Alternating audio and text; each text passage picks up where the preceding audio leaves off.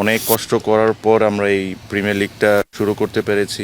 হাজারো অনিশ্চয়তা ও সংখ্যা কাটিয়ে অবশেষে আজ মাঠে গড়ালো দেশের ঘরোয়া ক্রিকেটের সবচেয়ে বড় আসর Dhaka premier cricket league DPL.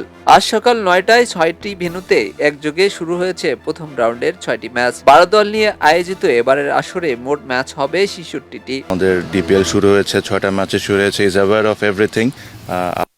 Cover করছেন, মাইলেজ দিচ্ছেন এই টুর্নামেন্টকে, প্লেয়ারদেরকে। এই জন্য বিসিবিএন আমার তরফ থেকে অসংখ্য ধন্যবাদ। প্রথম দিনের অন্যতম ম্যাচে বসুন্ধরা স্পোর্টস সিটি কমপ্লেক্সে বর্তমান চ্যাম্পিয়ন আবাহনী লিমিটেড মুখোমুখি হয়েছে ঢাকা লেপার্ডসের। অন্যদিকে গত আসরের runners up Mohammedan sporting club বিকেএসপির ৩ নম্বর মাঠে খেলছে সিটি ক্লাবের বিপক্ষে। ইউলাপ মাঠে লড়াই করছে গাজী গ্রুপ ক্রিকেটার্স ও ব্রাদার্স ইউনিয়ন। অন্যদিকে ক্রিকেটার্স একাডেমির মাঠে মুখোমুখি হয়েছে লিজেন্ড অব রূপগঞ্জ ও রূপগঞ্জ টাইগার্স। বিকেএসপির ২ নম্বর মাঠে গুলশান ক্রিকেট ক্লাবের প্রতিপক্ষ বসুন্ধরা স্ট্রাইকার্স। আর ৪ নম্বর মাঠে অগ্রণী ব্যাংক ক্রিকেট ক্লাব খেলছে প্রাইম ব্যাংক ক্রিকেট ক্লাবের বিপক্ষে।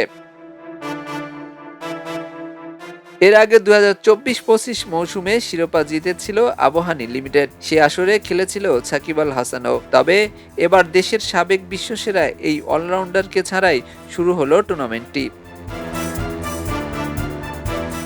এবার ডিপিএল আয়োজন করা হচ্ছে নতুন ফরম্যাটে। সুপার লিগ বা রেলিগেশন লিগ ছাড়াই সিঙ্গেল লিগ পদ্ধতিতে নির্ধারিত হবে চ্যাম্পিয়ন। টুর্নামেন্টের পর্দা নামবে আগামী ১১ই জুন।